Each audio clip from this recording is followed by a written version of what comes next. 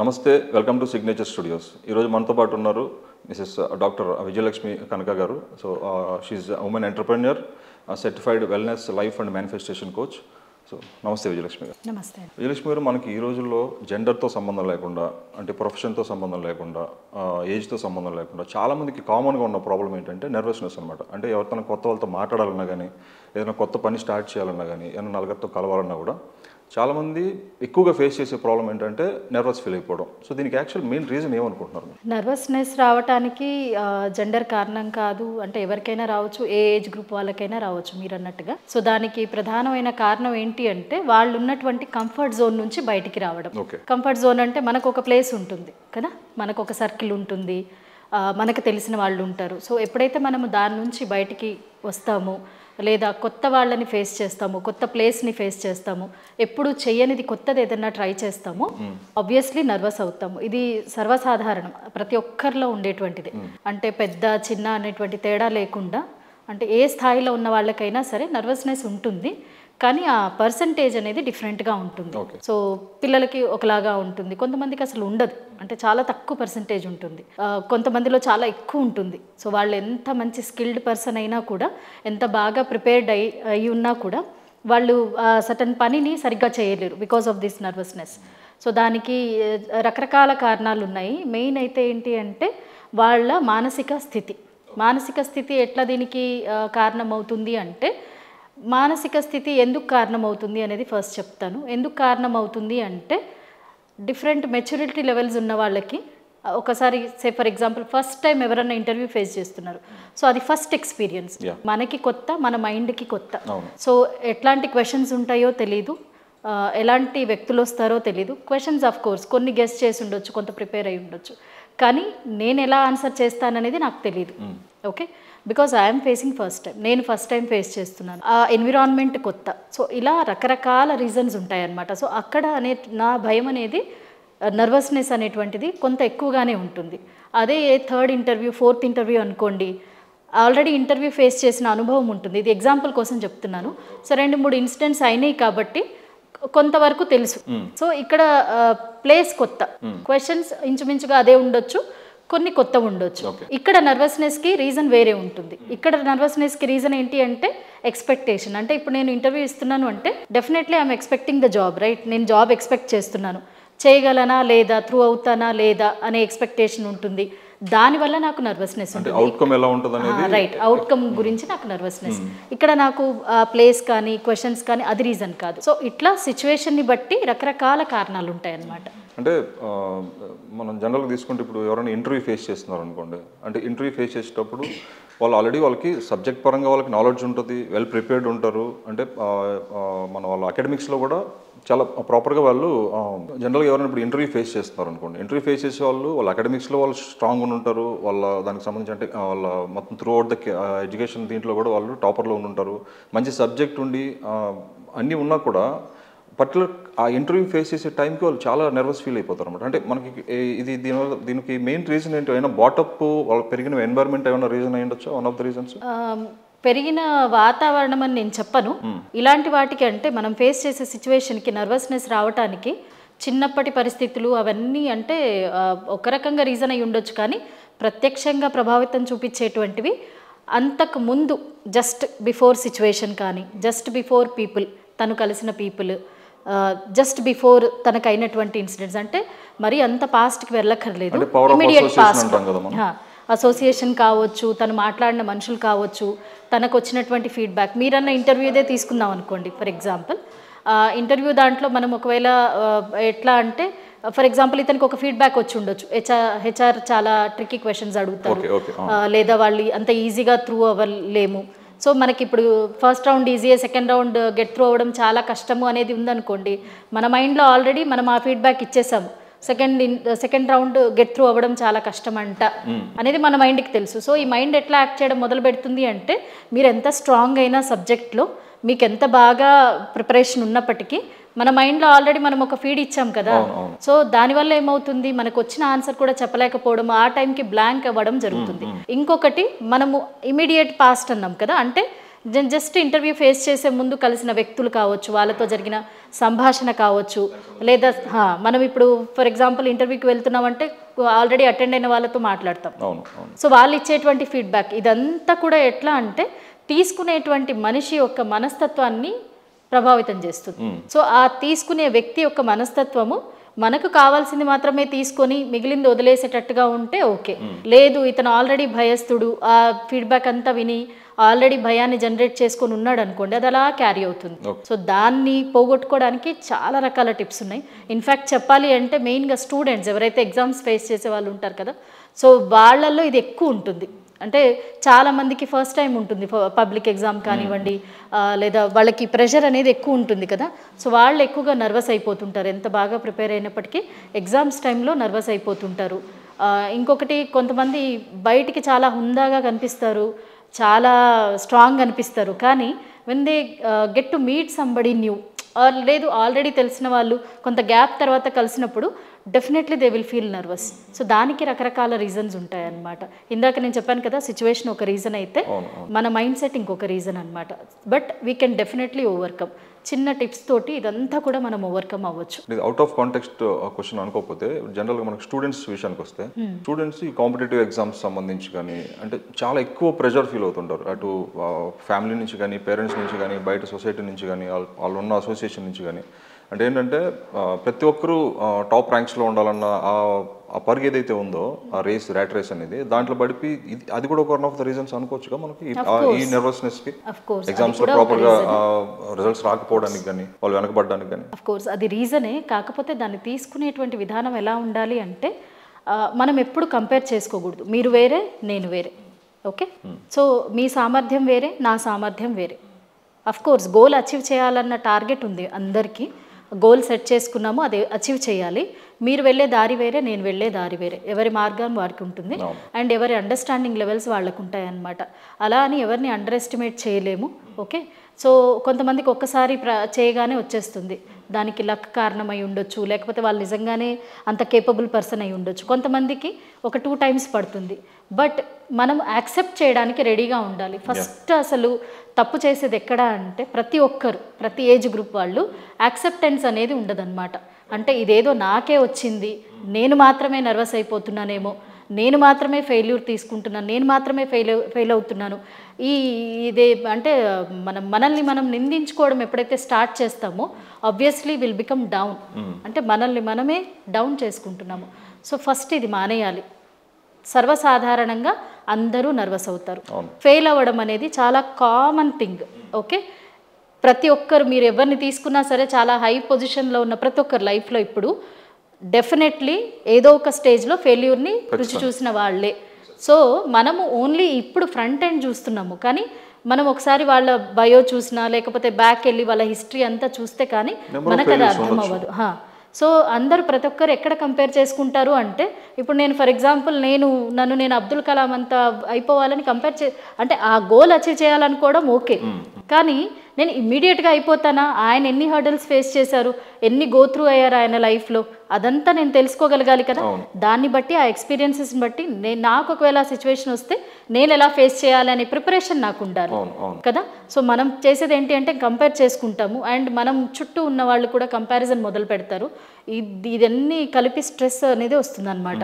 So first thing చేయాల్సింది ఏంటి అంటే, దీనికి నర్వస్నెస్ నుంచి బయటపడడానికి ఫస్ట్ మనం చేయాల్సిన పని, మనము మెంటలీ స్ట్రాంగ్ ఉండాలి. ఓకే, ఇప్పుడు ఏదైనా కొత్త సిచ్యువేషన్ ఫేస్ చేస్తున్నాము, కొత్త దాన్ని ఫేస్ చేస్తున్నాము అంటే, స్టూడెంట్స్ అనుకోండి ఫర్ ఎగ్జాంపుల్, కాలేజెస్లో ఆల్రెడీ ఎగ్జామ్ కన్నా ముందు ప్రిలిమ్స్ పెడుతుంటారు, తర్వాత లేదంటే మాక్ టెస్ట్లు అవుతూనే ఉంటాయి. ఓకే, సో ఈ టెస్ట్లని కొంచెం సీరియస్గా తీసుకోవాలి. అంటే ఫైనల్ ఎగ్జామ్స్ కాదు కదా. మన యాటిట్యూడ్ ఎలా ఉంటుంది స్టూడెంట్స్కి, ఇది ఫైనల్ ఎగ్జామ్ కాదు కదా, దీనికి చదవకపోయినా ఏం కాదు మమ్మీ. సో ఆ మైండ్ సెట్లో ఉండి సడన్గా ఒక్కసారి దానికి ఎక్స్పోజ్ అవ్వాలి అంటే చాలా కష్టం, మన మైండ్ వినదు.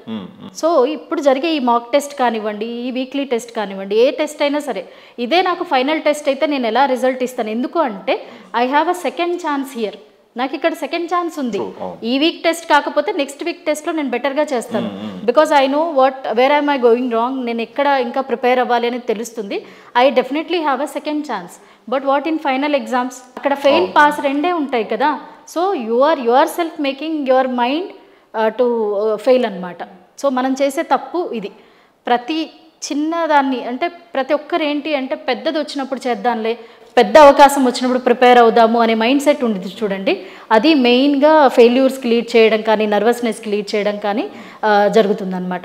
సో ఎగ్జామ్ చిన్నదవనివ్వండి పెద్దదవనివ్వండి, that is exam only. Okay, అది కండక్ట్ చేయడానికి డెఫినెట్గా రీజన్ ఉంది. So when you don't take it serious you cannot succeed over there. ఓవర్ నైట్లో నేను బ్యాటింగ్ చేసేసి రాత్రికి రాత్రి చదివేసి అవుతాను అంటే that will only remain till that exam. Okay, by God's grace luck చదివినవే వచ్చి పాస్ అయినా కూడా ఆ నాలెడ్జ్ అనేది మనకి లాంగ్ రన్లో యూజ్ అవ్వదు. రైట్. సో పేరెంట్స్ అయినా సరే ఎక్కడి నుంచి కేర్ తీసుకోవాలి అంటే when they have weekly test అది ప్రిపేర్ చేయించడము. ఫైనల్ ఎగ్జామ్స్ అప్పుడే ప్రెషర్ పెట్టడం కాదు. నేను అనేది ఇక్కడ ప్రెషర్ పెట్టండి అని కాదు, పేరెంట్స్ని జస్ట్ టేక్ కేర్, మానిటర్ చేయండి వాళ్ళు చదువుతున్నారా లేదా, సీరియస్ తీసుకుంటారు, sit with them, counsel them, don't scold them. తిట్టండి లేకపోతే భయం కలిగించండి అని నేను చెప్పట్లేదు. Be a good friend, sit with them and tell the importance of these exams. వాళ్ళకి అసలు ఈ ఇంపార్టెన్స్ చెప్తే వాళ్ళు చిన్నపిల్లలు కాబట్టి రియలైజ్ అవుతారు. అఫ్ కోర్స్ ఇంటర్ అయినా డిగ్రీ అయినా పిల్లలే కదా, వాళ్ళు స్టూడెంట్సే. స్టూడెంట్ మైండ్ సెట్ ఎలా ఉంటుంది, స్టూడెంట్ లాగే ఉంటుంది. So make them realise the importance of this. ఎందుకంటే ఇక్కడ ప్రిపేర్ అవ్వని వాడు పెద్దదానికి ప్రిపేర్ అవ్వలేరు అనమాట. ప్రెషర్ లెవెల్స్ తగ్గుతాయి, సెల్ఫ్ అసెస్మెంట్ ప్రెషర్ లెవెల్స్ తగ్గుతాయి. When you are similar with the situation, మీకు ఆ సిమిలారిటీ పెరుగుతుంది కదా, ఆబ్వియస్లీ భయం అనేది ఉండదు. నేను ఈ ప్లేస్కి ఫస్ట్ టైం వచ్చాను అనుకోండి, నాకు అంతా కొత్తగానే ఉంటుంది. నేను ఒక 10 సార్లు వచ్చాను అనుకోండి, నాకు తెలిసిన ప్లేసే కాబట్టి నేను ఈజీగా మూవ్ అవ్వగలుగుతాను. Same happens with everything. It all depends. అంటే దీన్ని మనం ప్రిపరేషన్ అంటాము. Preparation is very important for anybody in any situation. అది ఇంటర్వ్యూ కానివ్వండి, ఏదైనా కానివ్వండి, ప్రిపరేషన్ చాలా చాలా ఇంపార్టెంట్. మనము ప్రిపరేషన్ అనేది లేకుండా ఏది చేయాలని ట్రై చేసినా నర్వస్ అవ్వడం అనేది చాలా సర్వసాధారణం. మనము ఫస్ట్ దాన్ని యాక్సెప్ట్ చేయాలి. ఓకే, నర్వస్నెస్ని ఓవర్కమ్ అవ్వడం అనేటువంటిది చాలా ఇంపార్టెంట్ ప్రతి ఒక్కరికి. ఎందుకు అంటే అది ఓవర్కమ్ అవ్వలేదనుకోండి మంచి సిచ్యువేషన్ని లేదా మంచి ఆపర్చునిటీని పోగొట్టుకుంటాం. దీనికి చాలా రకాల టిప్స్ ఉన్నాయన్నమాట. అంటే ఏ టైప్ అంటే మనకి ఇప్పుడు జనరల్ మన రెగ్యులర్ లైఫ్లో మనం చిన్న చిన్న చేంజెస్ చేసుకుంటే మనకి ఇట్లాంటివి ఏమైనా ఓవర్కమ్ అవ్వడానికి ఏమైనా పాసిబుల్ టిప్స్ ఏమైనా ఉంటాయి? Yeah definitely. ఈ టిప్స్ అన్నీ వర్క్ అయ్యేవే. ఇందులో కొన్ని పాటించినా సరే, ఏదైనా ఒక్కటి చూస్ చేసుకొని పాటించినా కూడా మనం డెఫినెట్గా ఓవర్కమ్ ఏ సిచ్యువేషన్కైనా పనికొచ్చేది నేను చెప్తాను. ఓకే, ఫర్ ఎగ్జాంపుల్ ఇప్పుడు మనం ఎవరినైనా కలవడానికి వెళ్తున్నాము, ఇంటర్వ్యూకి వెళ్తున్నాము, ఎగ్జామ్కి వెళ్తున్నాము. బీ ప్రిపేర్ అవ్వండి. ఇందాక కూడా నేను చెప్పాను, ప్రిపేర్ అవ్వండి. కొంతవరకు అజ్యూమ్ చేయండి, ఎలాంటివి అడగొచ్చు, ఎలా అడిగినప్పుడు నేను ఎలా చెప్పాలి. అండ్ ప్రిపరేషన్ అనేటువంటిది ఒక్కొక్క సిచ్యువేషన్కి తగ్గట్టుగా ఉంటుంది. ఇంటర్వ్యూ అనుకోండి, you have to take care about your body language and then your communication. మీరు ఏం చెప్పాలి అనేది బాగా ప్రిపేర్ అయి ఉండాలి. ఎక్కడైనా డౌట్స్ ఉంటే క్లారిఫై చేసుకోవాలి. అదే ఒక స్టూడెంట్ అనుకోండి, ఎగ్జామ్కి ఏం కావాలో అది ప్రిపేర్ అవుతారు. లేదు ఒక న్యూ మీటింగ్కి వెళ్ళాలి, బిజినెస్ మీటింగ్కి వెళ్తున్నాము, so that also needs a lot of preparation, right? So నా దగ్గర నా ఫైల్స్ అన్నీ రెడీగా ఉండాలి, ప్రాజెక్ట్ రెడీగా ఉండాలి, ఎట్లాంటి టాపిక్ గురించి మాట్లాడుతున్నాము దాని గురించినటువంటి some background homework should be done. Okay, this is preparation. Fine. Next preparation తర్వాత వచ్చేటువంటిది ఏంటి అంటే ఆ ప్లేస్కి లేదా ఆ సిచ్యువేషన్కి మీరు ఇన్ టైం ఉండాలి, ఆన్ టైం ఉండకూడదు. In time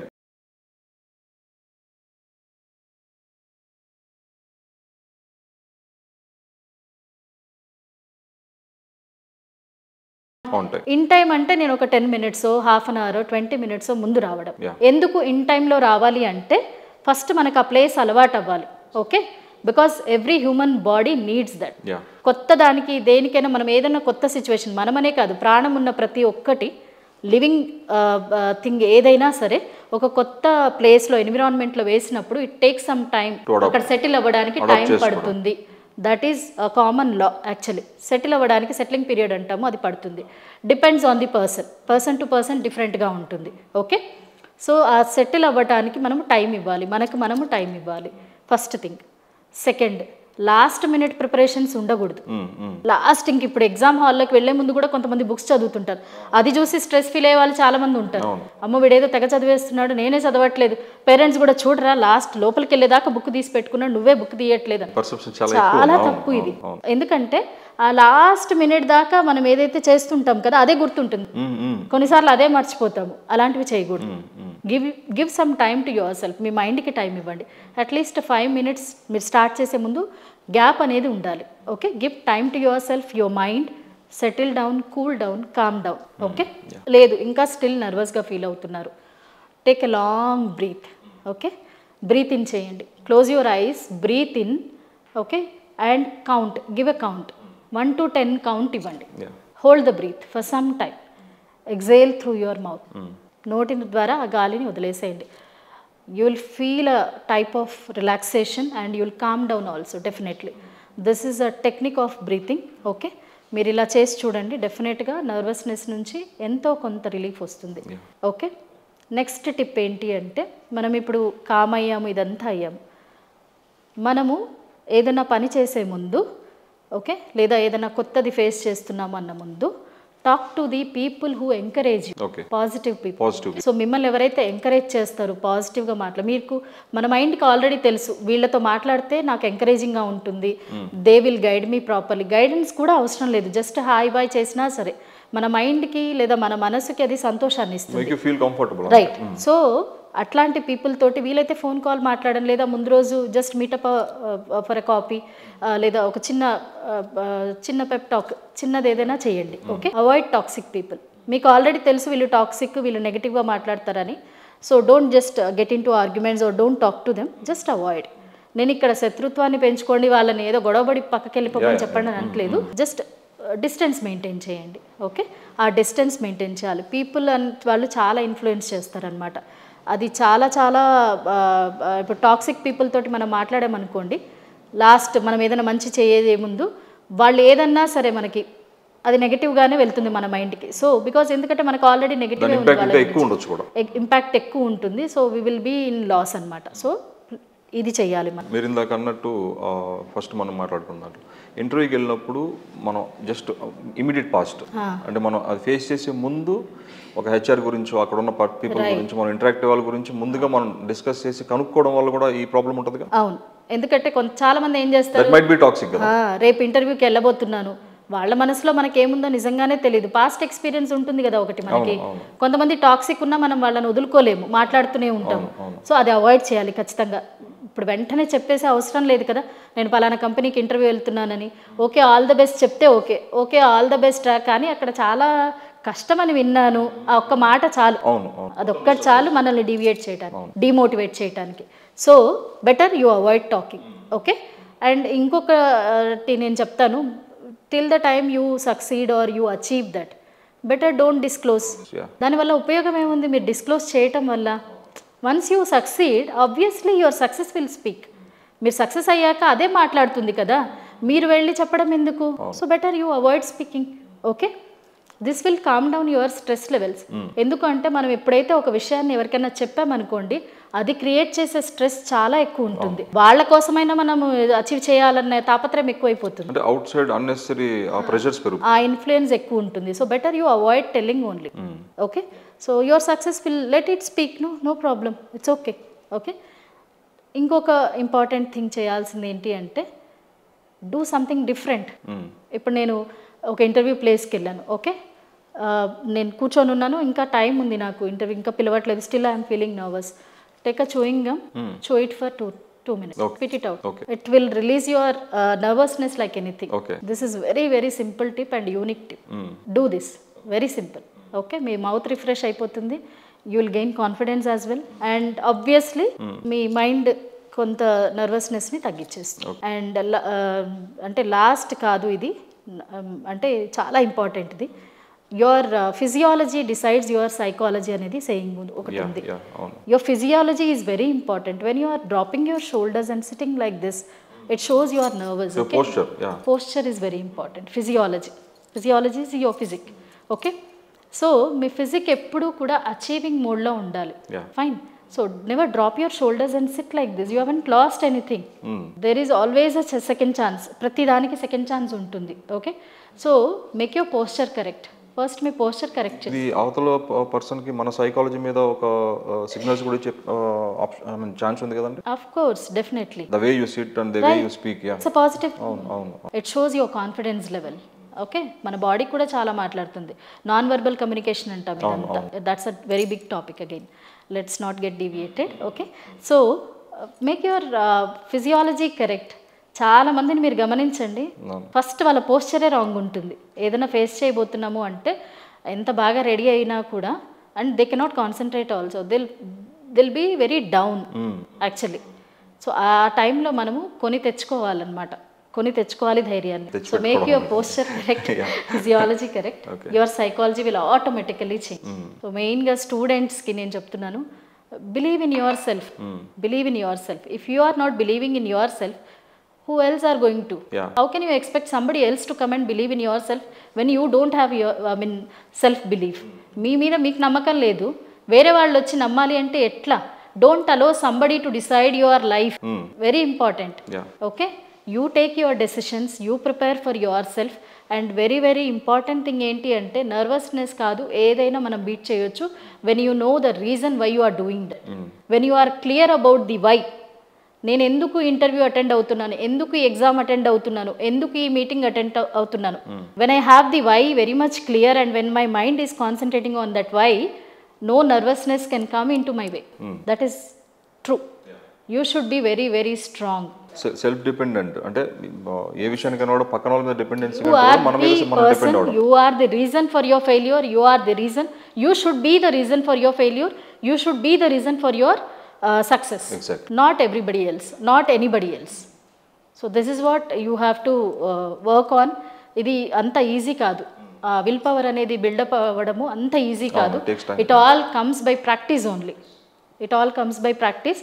so have a good practice, have a good peer group. Okay, so it doesn't come in 1 day or 2 days, so it should be planned. అలా అని చెప్పేసి మన లైఫ్లో వచ్చే వాళ్ళందరినీ అవాయిడ్ చేస్తామా అంటే కాదు. You should learn things like how to deal with people. మీరు ఇందాక ఒక చివింగ్ గమ్ కాన్సెప్ట్ ఒకటి చెప్పారు, అంటే do something different and you're attempting something అని. అది చాలా కొంచెం డిఫరెంట్గా ఉంది, కొత్తగా ఉంది. అంటే ఎవరైనా వినడానికి కూడా ఏంటంటే కొంచెం యాటిట్యూడ్ దీంట్లో చూస్తారు దాన్ని. సో ఆ టైప్ టిప్స్ ఇంకేమైనా ఉన్నాయా? Yeah, of course. I'll tell you 2 more. First మనము ఉండే ఎన్విరాన్మెంట్ మంచి ఫ్రేగ్రెన్స్ తోటి నింపేసేయాలి. మంచి fragrance. I would prefer lavender, okay, jasmine also. So ఆ స్మెల్ అనేది మన మూడ్ని చేంజ్ చేసేస్తుంది. Colour also has that effect. Okay, so go to a place where you feel very vibrant. you'll become energetic. ఓకే, ఇంటర్వ్యూకి ప్రిపేర్ అవుతున్నాము, ఎగ్జామ్కి prepare అవుతున్నాం, but take some time for your self. Go to a place where your energy లైజ్. Okay, my energy lies in gardening. So if I spend 1 hour time, that is it, I'm charged. So నాకు ఆ greenery ఇష్టం, ఆ పువ్వులు ఇష్టం. So అట్లా ప్రతి ఒక్కరికి ఒక ఇంట్రెస్ట్ ఉంటుంది. It's okay, no problem. Take time, ఒక 1/2 hour 20 minutes అకార్డింగ్ టు మీకు ఎంత టైం ఉంది అనే దాన్ని బట్టి. Give time to yourself, spend time in that place. It might seem weird to people. కొంతమందికి షాపింగ్ చేస్తే ఎనర్జీ వస్తుంది, తెలుసా మీకు? రోడ్ మీద జస్ట్ వెళ్తే ఎనర్జీ వస్తుంది. So that kind of mentalities ఉంటాయి. Do that. Of course do that, it's okay, but set a time limit. ఇంత టైం అంటే ఇంతే, మళ్ళీ దాంట్లోనే మునిగిపోయి మనం డివియేట్ అయిపోకూడదు. So give some time, 10-20 minutes schedule for that. Get energize and మీ మైండ్ రిఫ్రెష్ అవుతుంది. That is 1 tip. ఓకే, మొత్తం ఫ్రేగ్రెన్స్ వచ్చేటట్టుగా చేయడం, కలర్ఫుల్గా, లేదా ఆ ప్లేస్కి వెళ్ళడము. Okay, second tip is declutter your place. Declutter it. మీరు ఉండే ఎన్విరాన్మెంట్ని డీక్లటర్ చేయండి, because it absorbs your energy. When you have so much declutter, I mean clutter, మన దగ్గర చుట్టూ చెత్త అదంతా ఉందనుకోండి, it creates a negative impact on us. Negative energy create అవుతుంది. So clean your place, clean at least your room. మీ books racks సర్దండి. It takes hardly 20-30 minutes. Declutter your place. Bedsheet విదిలిచ్చేసుకోండి. బెడ్ పైన కూర్చుంటున్నాము, సోఫా పైన కూర్చుంటున్నాము, 10 రోజుల నుంచి చెత్త అలాగే ఉంది, అదంతా డీక్లటర్ చేయండి. You sweep it, clean it, కొద్దిగా రిఫ్రెష్ అవ్వండి. It gives you positive energy. These 2 are very very important tips. Thank you so much Vijayalakshmi గారు, చాలా టిప్స్ చెప్పారు. So how to overcome nervous అనే దాని గురించి. Thank you so much. My pleasure.